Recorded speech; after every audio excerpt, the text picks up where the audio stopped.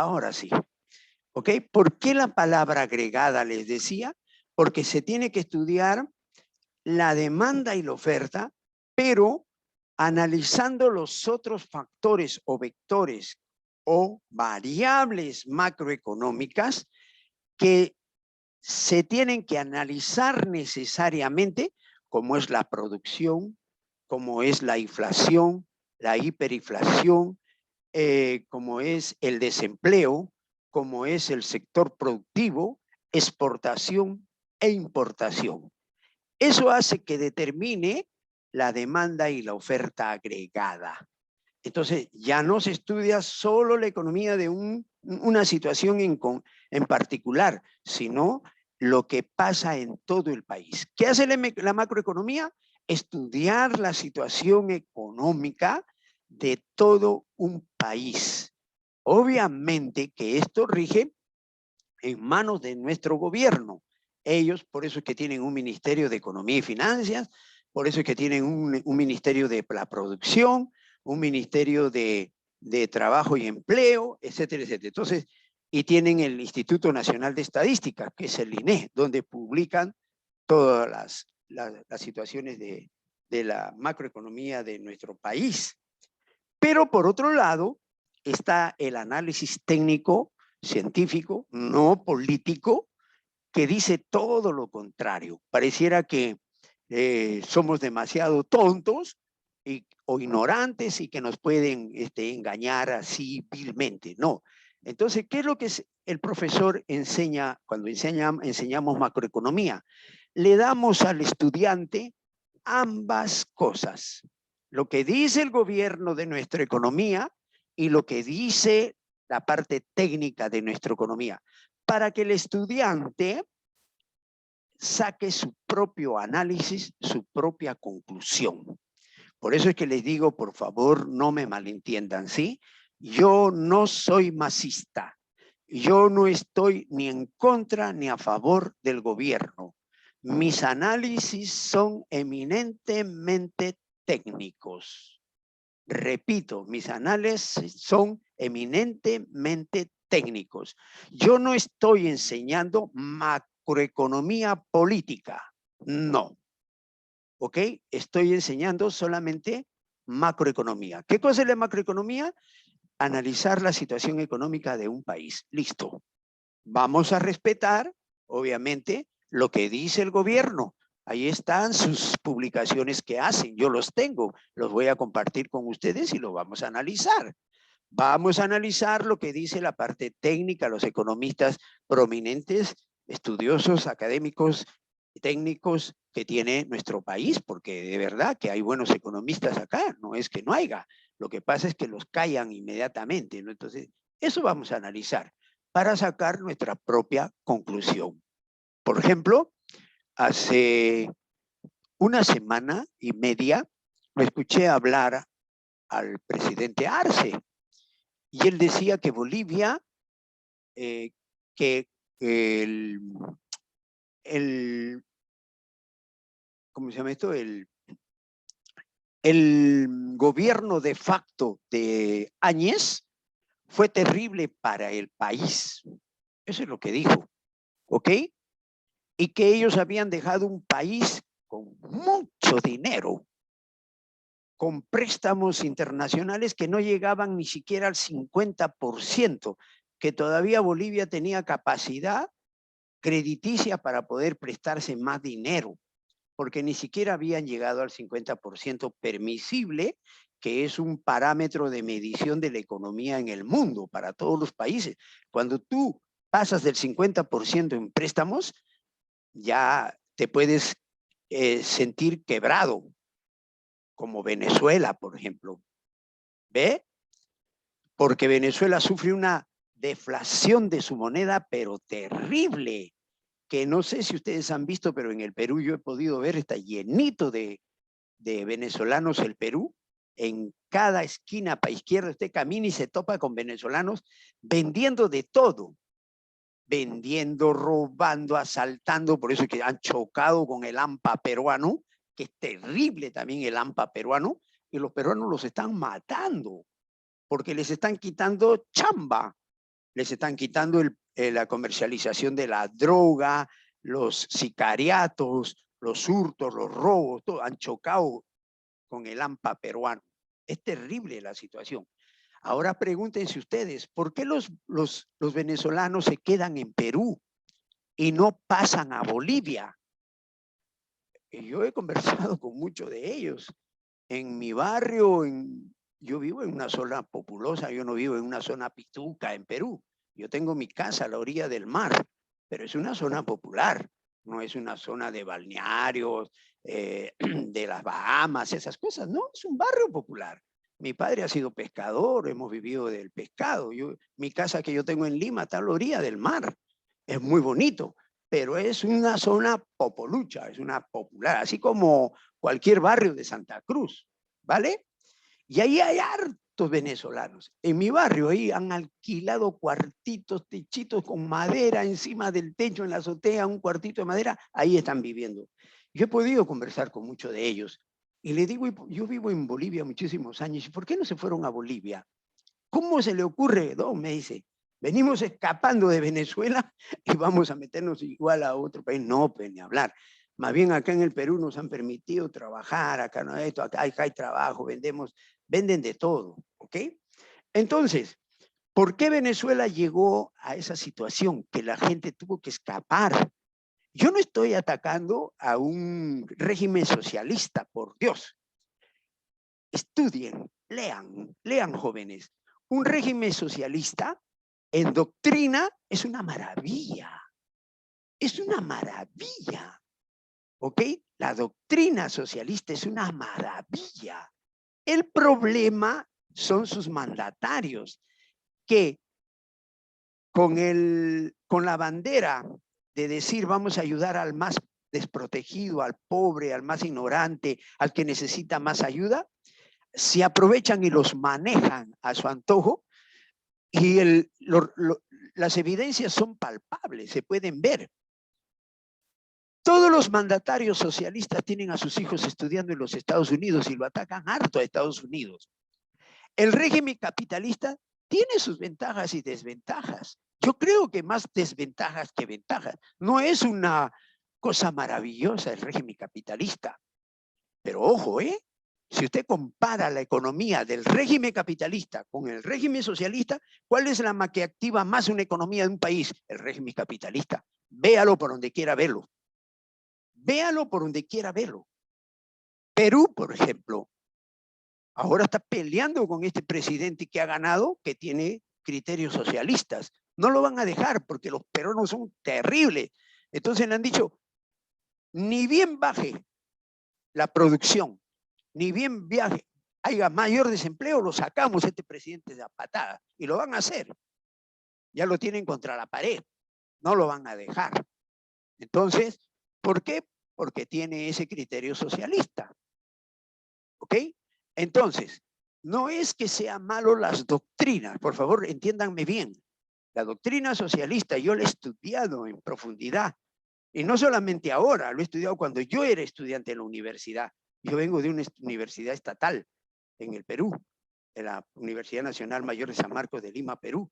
Ahí los primeros semestres todito era comunismo. Porque el Che Guevara adelante nos han enseñado materialismo dialéctico, leer a Carlos Marx, El Capital de Carlos Marx, el sistema socialista, el sistema capitalista, todito eso hemos tenido que, porque esos son las materias básicas cuando ingresamos a estudiar administración de empresas. Por eso es que yo la conozco, es una doctrina espectacular, es muy bonita. El problema es cómo lo manejan. Ahí está el error, creo yo. ¿Ok? Muy bien. Entonces, ¿qué es lo que los expertos economistas han llegado a la conclusión? O sea, ¿cuál es el punto neurálgico donde detona una economía y se entra en quiebra? La producción. Si la producción se paraliza, toditito los otros vectores caen. Es decir, ¿qué pasó cuando entró la pandemia? ¿Se acuerdan ustedes que estábamos en clases? Yo me acuerdo que estábamos en clases y nos mandaron a la casa, ¿no ve? Sí, Mauro, adelante. Disculpe, docente, ¿podría dar mi opinión con respecto Por a supuesto, lo que joven. estaba diciendo antes de que pase el tema? Porque estaba... Claro que sí. Adelante. bueno, ya, con respecto a lo que usted estaba mencionando de que la doctrina socialista es fascinante, que es buena, o sea, que es espectacular. ¿Cuál es la palabra que usted está usando? Disculpe, para que no diga Es otra buena, cosa. es buena, es buena. Ya que es buena. Y que el problema son los políticos que la manejan, o sea, que manejan a los países bajo esa doctrina, que se aprovechan y así. Mire, más allá del hecho de que la doctrina socialista en general podemos decir que le da demasiado poder a los políticos y cualquier persona con demasiado poder lo que va a hacer es aprovecharse, digamos. Más allá de ese hecho, y hablando en temas técnicos, como usted estaba diciendo, podemos decir que la doctrina socialista está mal del pilar fundamental, que es que se basa en la teoría del valor trabajo. O sea, literalmente Karl Marx dice que el trabajador está siendo explotado porque los productos que se venden solo tienen un valor por el trabajo que ponen los trabajadores, vale la redundancia. Entonces el empresario lo que está haciendo es aprovecharse de eso. O sea, el empresario lo único que hace es robar, por así decirlo, según la lógica de la teoría del valor del trabajo. O sea, no tiene sentido en la ecuación, por lo que los trabajadores deberían ser dueños de la producción, o en este caso, en lo que sería el socialismo, porque si no ya cuando todo es parte de la comunidad, no hay Estado, eso sería comunismo. En este caso, que los medios de producción debería manejarlo el Estado y bla, bla, bla, para que el empresario reciba todo el fruto de su trabajo. Pero cualquier persona que pueda decir con certeza que sabe mínimamente economía, sabe que la teoría del trabajo no es cierta, que los productos no valen por el trabajo que se les pone. Por ejemplo, digamos, supongamos que yo agarro e intento hacer un auto y me tardo un año en hacer un auto. ¿Usted cree que va a valer lo mismo que, no sé, alguien que sabe hacer auto, hizo un buen auto y le tardó 3 meses? Va a valer lo mismo y yo me tardé un año en hacer mi auto, me costó muchísimo, pero no vale nada. O si yo agarro, supongamos que yo agarro y hago un vino y me tarda un mes en hacerlo. Y yo voy a un lugar donde la gente es, ¿cómo se le dice a la gente que no toma alcohol? No me acuerdo, pero no, nadie toma alcohol y peor el vino. ¿Usted cree que mi vino vale algo? No vale nada. O sea, las cosas no valen por el trabajo que se les pone. Y puedo poner 1 millón de ejemplos. Si no valen por la oferta y la demanda, o sea, su valor es subjetivo. Entonces, la teoría marxista, socialista, está mal desde el inicio. Eso quería decir. Está bien, muchas gracias. Te agradezco mucho por tu intervención. Esto es universidad, jóvenes.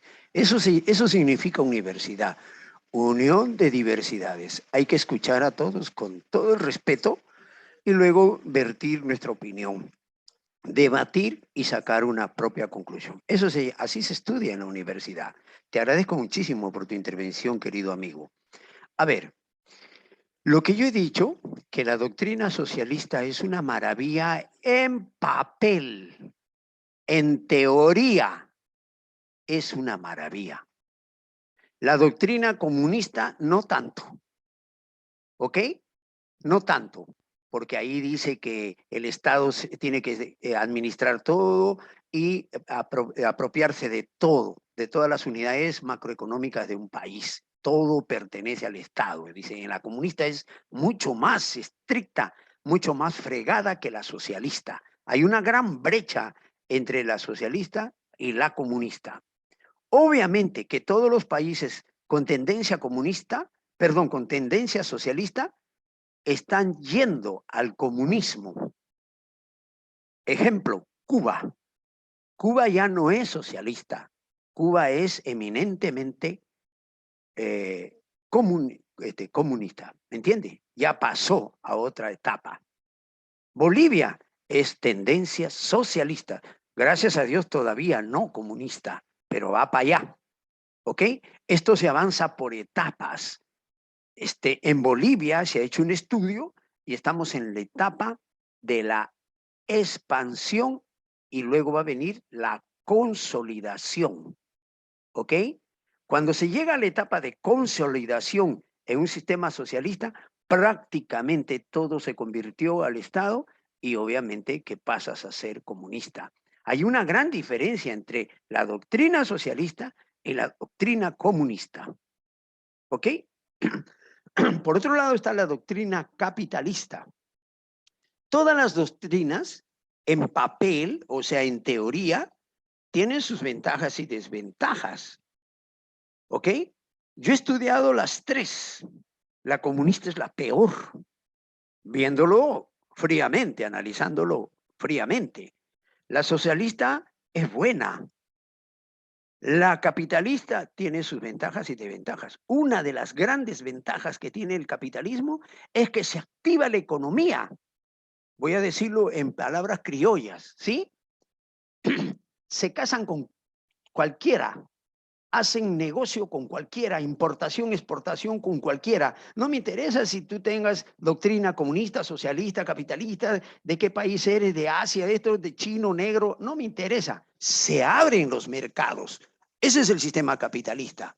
En cambio, un sistema socialista, no, solamente se cierra en su círculo y, por ejemplo, hace comercio con los países que tienen esa tendencia, o sea, como hacen una argolla, algo así, y entre ellos. Por eso cierra su mercado, ¿me entienden? Es más, hay sanciones internacionales para los países con tendencias socialistas, comunistas y esto. Por ejemplo, Estados Unidos, los países de potentes económicamente, les cierran el crédito a los que tienen tendencia socialista, comunista, populista, ¿ok? Ese es lo que está pasando con Cuba. Le han quitado toda la ayuda. El único que le ayuda a Cuba, bueno, no el único, sino es Rusia. ¿Me entienden? Usted tiene un ejemplo clarísimo. China, por ejemplo, Japón, Corea, Vietnam, Taiwán. Esos son países con tendencia socialista, llegando hacia el comunismo. Pero sus economías son diferentes, la forma como lo manejan. Allí tiene usted un ejemplo. Doctrina socialista para comunista, pero ¿cómo lo administran ellos? Muy diferente a la forma como lo administran en nuestro país. Yo creo que todas las doctrinas en papel, en teoría, tienen sus ventajas y desventajas. El problema, querido amigo, ¿sabe dónde está? En la manera como lo manejan sus gobernantes. Ahí está el problema. Sí, Mauro. Bueno, con respecto a lo que usted estaba mencionando, de que están mencionando que Taiwán, Corea, Japón, China, ¿no? ¿Dijo esos países, no?